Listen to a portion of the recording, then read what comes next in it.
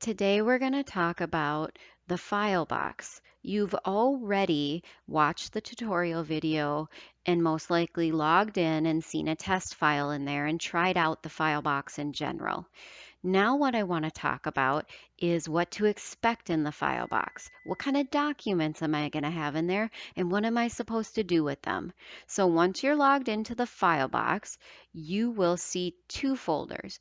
One called Documents for Your Clinic and then the other folder called Documents for MoneyTree. Let's start with what to expect in the Documents for Your Clinic.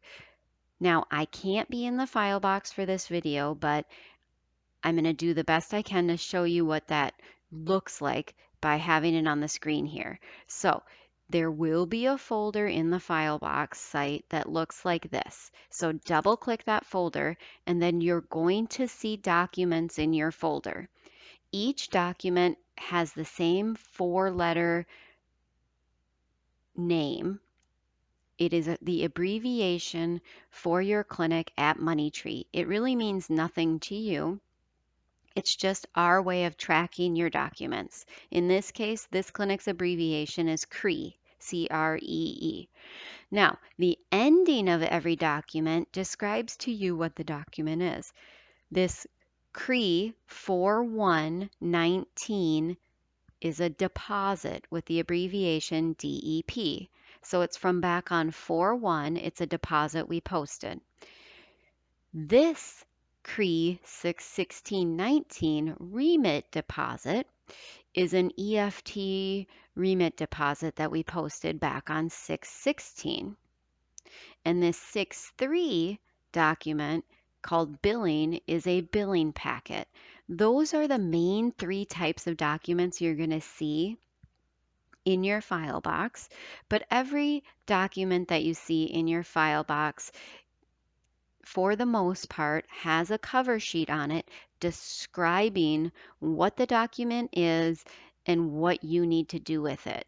But this video is going to give you a little lesson on that, on the 3 main documents that you will find in here on a regular basis. So let's start with the 4119 deposit. All you need to do for this document is simply open it up and review the cover sheet. Okay. In this case, you can see it's just a deposit. The clinic's name is here, the date of the deposit. Then down below, you're going to see we list your clinic total. And then we have these extra boxes. In this case, these extra boxes are empty because our total matched the clinic's total exactly of what they were expecting us to have when we entered it. If it hadn't matched, we would have a different total down here called new total, and we would have something like a description of why the totals don't match. So in this case, I'm going to say, well, your total was $1701.75, but we're minusing $10 because we previously posted that check. And then we would type in the new total down here for you. But we're always going to give you a reason on why our totals didn't match. Then you're going to come down farther and you're going to notice this blank white area. Well, in this case, it happens to not be blank for this clinic. There's something written there. We only write things on here that we need to notify you of. In this case, we needed this patient's medical records charge entered into the system so we could post the payment.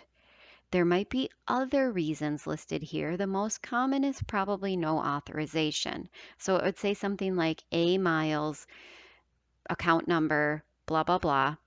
Date of service 1/1/2019 was written off for no authorization. Well, then right down here, because it's such a common denial we tell you a little bit more about that. We have written off a charge for this patient because an authorization should have been obtained by your office. If you have a valid authorization for this date of service, please fax it or put a copy of it in the file box and let MoneyTree know. In addition to that, or instead of that, you can simply send us an email with the authorization number and the date range and what you got authorized. Sometimes it's just easier to fax it or scan it, but if you don't want to do that, you can write out the details of an authorization in an email, send it to us. We will then, either way, whether we get it by fax or file box, reverse the write-off and contact the insurance and get that claim paid for you. Now, back to this as a deposit in general. So we've opened up the deposit, we've looked at the cover sheet, and let's say there was nothing on this cover sheet. It was just empty right here. Well, guess what? You're done reviewing this deposit because anything you needed to know would have been listed on this cover sheet. So you can go ahead and just close this deposit out and then remove it from your file box. I can't remove it the way you can, but I'll explain to you how you remove it in the file box. You put a little check mark to the left of the name of the document, and then you go up to the right-hand side and you hit the delete button in the file box. But I'm just going to quick delete it here. Now, you have 2 more documents yet to review. Let's go to the remit deposit. It has the exact same steps as a regular deposit. You simply look at the cover sheet, handle the information written on it.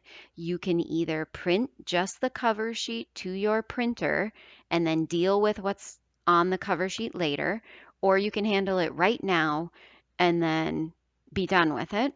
So in this case, yep, we just reviewed the cover sheet. There's something on it. I have printed it to the printer.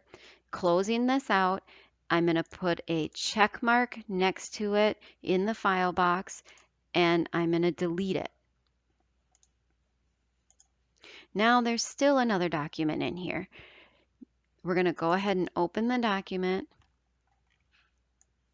We are going to review the cover sheet. Well, in this case, this is your weekly billing report. So if everybody kind of remembers from their training, you're going to see a missing info list. This is the most important part of your weekly billing packet. Okay, let's go down to see what that looks like. That will be on page 2 of your billing packet. Now, this happens to be a missing info list from an Eclipse software. ChiroTouch's missing info lists look a little different, but you can still tell that they're Money Tree missing info because they will have a bunch of patients listed on this list with things that we need. John Smith, we need the diagnosis code. June Smith, we need you to update her insurance ID number in the system. This list comes out to you every week in your billing packet. I recommend you print this list to your printer, just this page, or if it's 2 pages, sometimes your missing info lists can get to be lengthy. So however many pages you need to print of your missing info list, print those to your printer and handle them later. Okay, but this is where you find your missing information list, is in this billing packet in the file box. So make sure you're reviewing that. The other item in your billing packet will be an unassigned list if you're in Eclipse software, or a to be determined list if you have ChiroTouch software. And your trainer can explain to you what that is. Today's video is simply to show you how to go into the file box and look at the documents in it. So once you've printed your missing info list, you are done looking at your billing packet. You may need to print your unassigned list as well, but the main objective in your billing packet is the Money Tree missing info list. So I've printed that to my printer. I'm going to close the document. I'm going to put a check mark next to it in the file box, and I'm going to go up to the right-hand side and push the delete button. And then you have cleaned out your file box. And then I recommend you do this on a weekly basis. We do send a reminder email to check your file box and clean it out. This is a way we notify you of some important things. So you're going to want to make sure you're opening those documents and reviewing the cover sheet for your notifications. Now let's go and see what the documents from Money Tree is. This folder is for you to upload and drop your documents in here. So what you would do is when you're in the file box, you're going to double click into this folder. You're going to hit the green upload button, and then you're going to browse to wherever you scanned your document for us. Click upload and it will drop it in here in your file box.